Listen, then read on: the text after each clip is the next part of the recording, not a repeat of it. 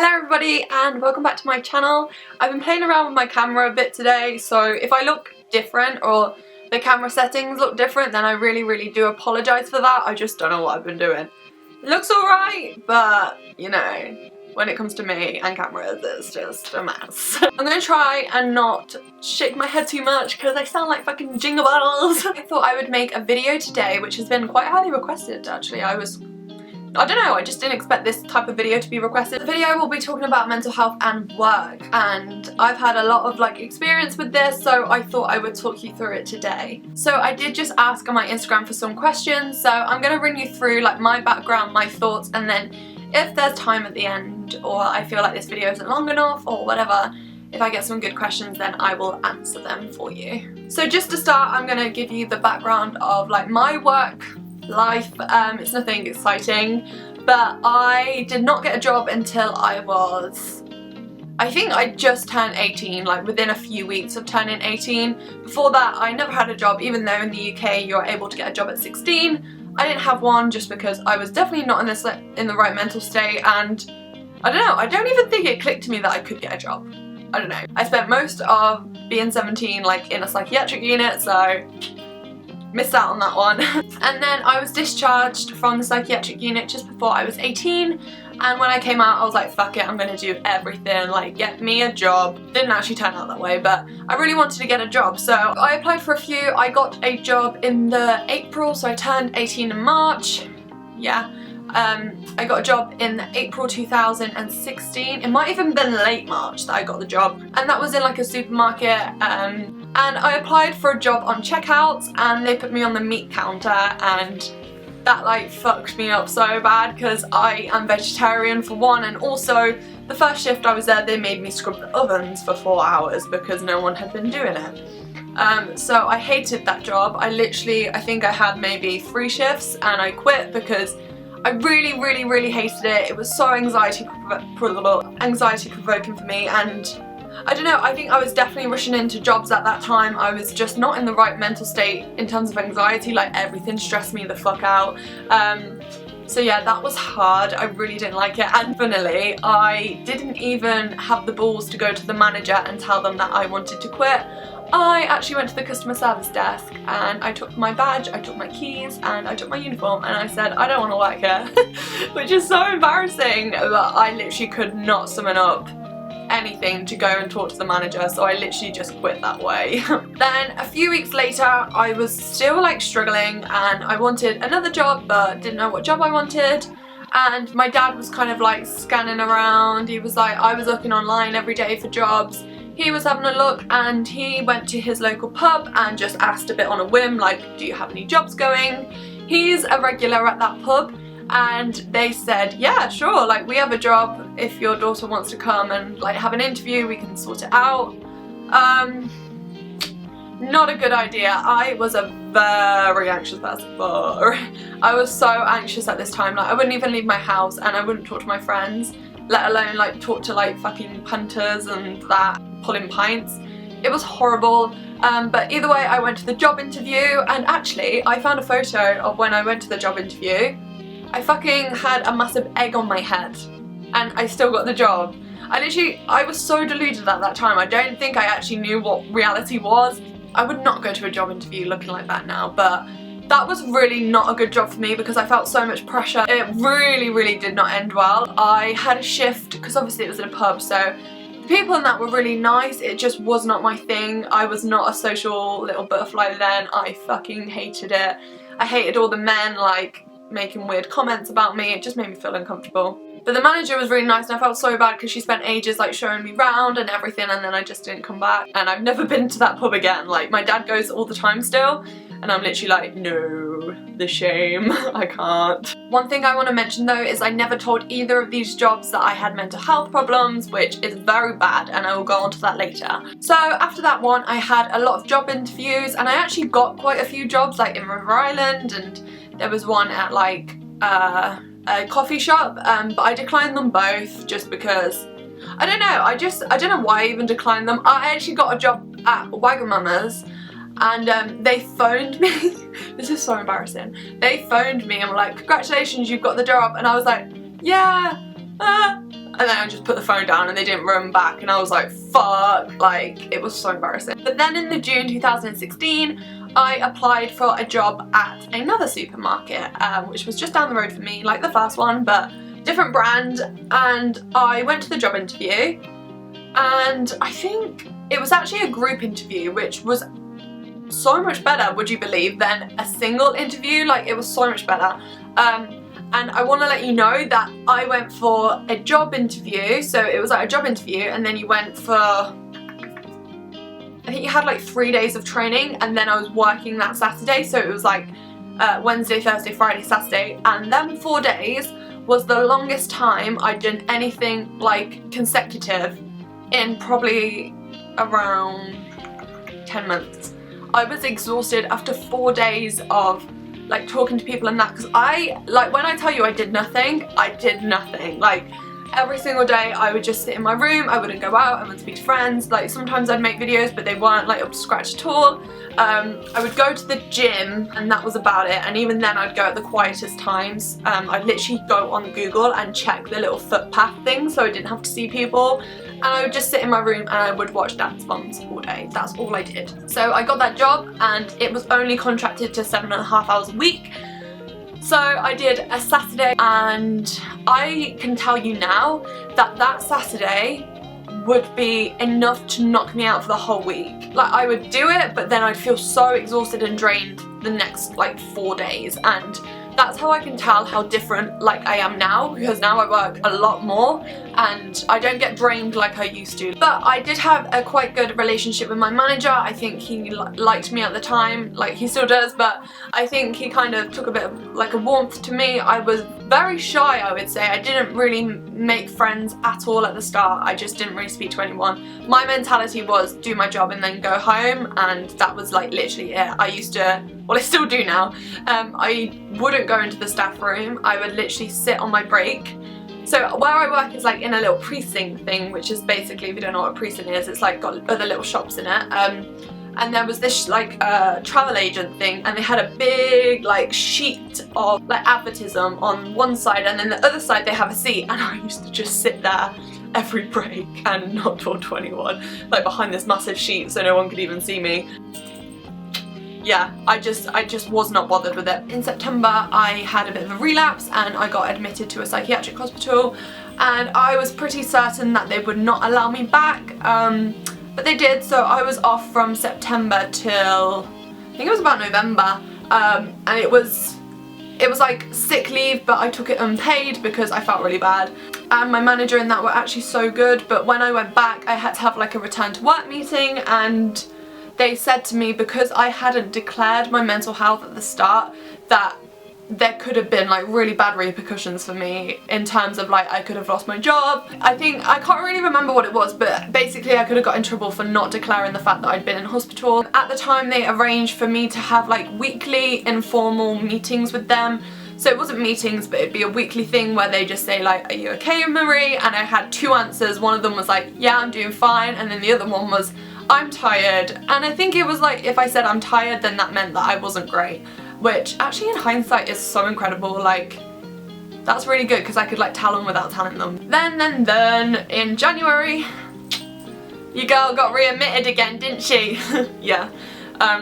So I got readmitted, and this one was like a bad one. My manager was like keeping contact with me through like phone calls, and he would phone my dad just to kind of see how things were going. I have a really embarrassing story about that happening with my manager. So if you want to hear a story time about when my manager called me and I was in a psychotic episode, then, you know, give this video a thumbs up, because that is an interesting video, let me tell you. It was so fucking embarrassing, and we've never spoke about it since. But yeah, I went back to work in, I think it was April time. And then yeah, I have worked there ever since. I have definitely felt a sense of guilt since working there. I've always felt like I've had to prove to them that I'm okay, if that makes sense. They never made me feel that way, but for like my own self, I'm always like, I want to like prove to my managers that I'm okay and I'm not like, what's that word? Like, not irresponsible, but like, oh, I just had it. What's that word? reliable and not reliable. That's what I didn't want them to think. That was actually when I started to make a lot more friends in work. I really tried to be a lot more social and like go to the staff room and like talk to people and like smile at people, because I wasn't very good at that. I would just keep my head down all the time. And that really helped me actually. And then finally in November, a new job came up in a different department to where I was, but it was a bit more, sorry, that just made me jingle. And then I went for an interview and I fucked up big time in the interview, I think. I literally knew none of the answers, so I walked out and I was like, I definitely haven't got that. But I did. Pat on the back for me. I don't know how everyone else must have just been shocking. No, I'm joking. It doesn't sound big, but that is like a massive step for me, because I am very much someone who likes to stay in my comfort zone. Like, I like being in my comfort zone, but by doing this I'd kind of shown myself that I was capable of doing other things. They catered the hours around my therapy, like they were just amazing, and these hours fit me so much better, and I prefer this department so much. The people are lovely, and yeah, I'm just very grateful that they took me on, really. So my camera cut out, because when does it not cut out? And I put my dressing gown on because it's absolutely fucking freezing in my house. I've had time to get some questions and that, and yeah, the first question that I've got a lot was, how do you cope with having self-harm scars when at work? So that is difficult, because I, for one, am someone who now I'm like not afraid to wear my arms out, but when I started work, like I never wore my arms out. I hadn't worn my arms out to anyone in like 4 years, except for my family when I went on holiday that summer. Actually, have never ever worn my arms out in work. And that's just a personal choice, because I don't want people who I don't know kind of seeing them and having judgments about them. The difference is though, I am fully aware that if I did wear my arms out in work, I am pretty sure no one would have any qualms about it. Like literally there would be probably no problems. No, probably no problems. Sound like Darren Lovato. Sorry, not sorry. Yeah, so I think I would be able to wear my arms out in work, I just choose not to. The next question was about stress. Like, how do you cope with stress at work? And that's a hard one. I would say that if you're gonna go and get your job after like being well enough to, then definitely go for one that is a bit easier on you. Like, you don't need to go into like a fucking, you know, like a chef kitchen or something where it's gonna stress you out. Like, my job was not stressful before. However, there has been stressful times. Like, for example, a month ago when I had my first panic attack in ages, because at work I basically managed to give away an iPhone for free, which was fucking stupid. Luckily, everything turned out right and the customer came back like I'd asked him to, but it stressed me out and I cried and it was horrible. But the way I dealt with that was that I went home and my mum and dad were obviously like, what the fuck has happened? Like, are you okay? And I was like, I'm gonna quit my job. And they were like, okay. But I had like a few, I'd say I also had like a few hours to calm down. And then I went down and I spoke to my dad and I just explained what had happened, and he like completely calmed me down. And it turned out fine. And the next day I went into work, which is something that I wouldn't have done before. I would have just completely either quit my job or just went because I was too ashamed and embarrassed that I'd done something wrong. So I would say to cope with stress, you have to tell people, because problem shared is problem half. Like, I fucking need this to be tattooed onto people because it's so true. Like, if you share a problem, you half it because you get a different perspective and you don't just get your own. It's so important to share. It's good to talk, and it's so important to carry on. That's the next thing, is that I could have easily just called in sick and not come back to work because that was what I wanted to do. I was literally, I'm too ashamed, I'm gonna quit my job. And that's like so dramatic, but that's how I felt. But I didn't, and I carried on and I went in the next day, and that was like a massive thing because the next day went fine and then I felt okay. The next question I got, which I really liked, was have you been able to tell when you're well enough to work, and what signs would you need to come up for you to realise that you weren't well enough? This is something I really struggle with. But I think it's kind of when, oh, I don't know. Like, I think when I went for this job, like my first job at where I work, I definitely wasn't well. I wasn't ill. I was more ill than well.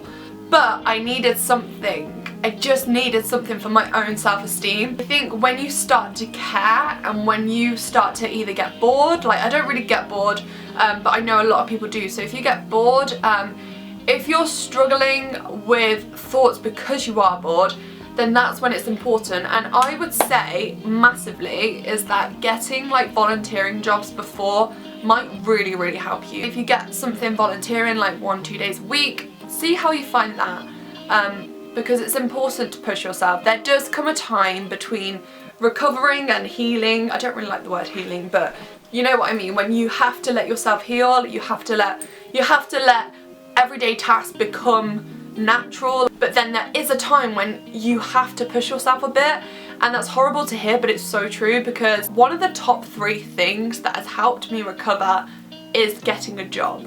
And that is because I've been put into situations that I would never have been in before. I've been forced to be social, and that was something that I was like not cool with, but it's worked off. It benefited me like no other. I used to never, ever, never pick up the phone and talk to someone. Like, I never called on the phone, and then when I was at work, that was something I had to do. And now I'm like totally fine with it. Say just try and find a tiny bit of balance. If that is volunteering for literally 1 day a week, do it. Like, just do it. Even if it's for like 2-3 hours, just do it.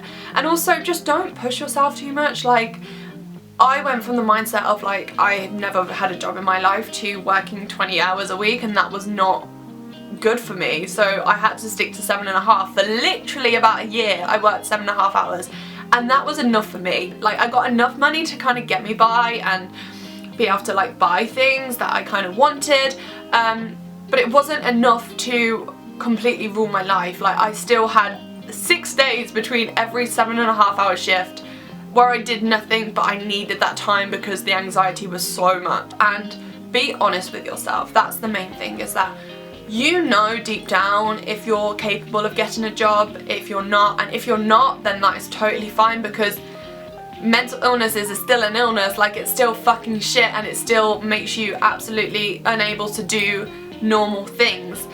And I knew when I was getting like the pub job that I would fucking hate it, but I put too much pressure on myself, and I was like, no, I have to do it. Did I have to do it? Like, did I have to do it? No. I should have just turned around and been like, I'm not ready. Like, this is not a job for me.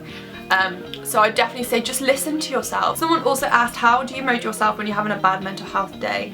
And like have to like force, like how do you get to work, etc. It is hard, and I find myself sometimes just sat crying before I get ready for work, even now, just because like I feel anxious or I'm just not feeling great, and that's like completely okay. But one thing you have to do is you just can't give in to your thoughts, because I know for a fact that as soon as I go into work, it helps me. You just can't wallow in it, and that's really like a kind of cutthroat answer to it, but it is hard. I think a really good thing to have would be someone around you to like support and understand you. So I know that my parents are really, really good with that. I have many a friend who also helps. So if I'm like, oh, I'm not feeling good, then my dad's like, do you want to go to work? He doesn't say like, you're still going to work. He's like, are you going to be okay to go to work? And I'm like, yes. And then at that point I'm like, I've told myself that I am. But because he's given me the choice, it means that it's kind of in my own hands. It's not something that I'm like, I have to do this or whatever. And I think that really helps, because I'm like, no, I'm in control of this. I'm in control of my thoughts. I can help myself by going to work. And you know what? You do get bad days in work, and I've had horrible days, but there is like the camaraderie effect of that. All your work colleagues have had a shit day. All of them have shit days. I find it easier to like just leave it at the door.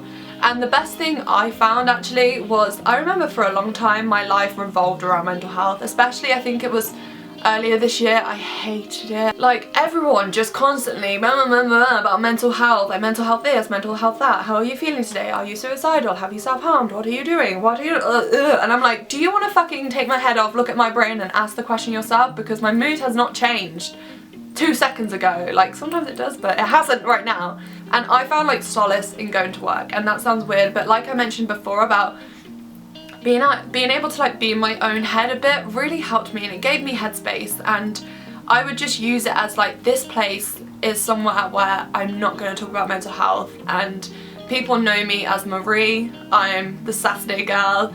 I'm not Marie who was mental and went to a psychiatric hospital, you know?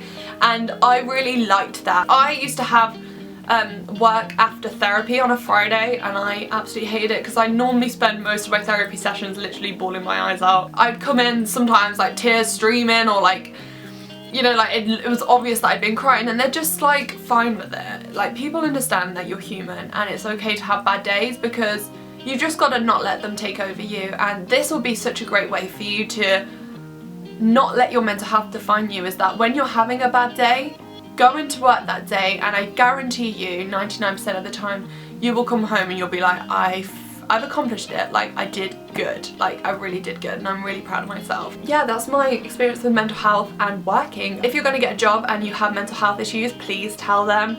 It's literally illegal for them to discriminate against you. Like, literally there's like an Equality Act, I think it was 2010 or 9, where they can't discriminate against you. And the biggest thing I've learned is that once your job becomes a ball ache and not crazy anxiety provoking, that's when it's good. That's good. Like, I remember when my dad said that, he was like, once you find your job like annoying and like frustrating, that's great, because that's what everyone else in the whole world thinks about it. But I think it's so important to make the transition of recovering and then recovering in like an active way. So yeah, that's my video on mental health and getting like jobs and that. If you want any videos on like the interview process, or if you want the video about when I called my manager and I was psychotic, it's quite a funny story.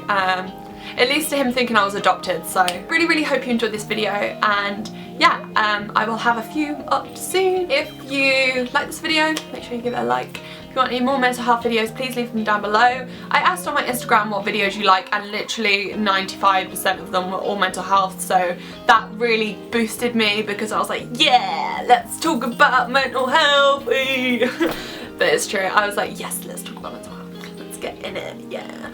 And yeah, I hope you have a good day, positive vibes your way, and I'll see you in my next video.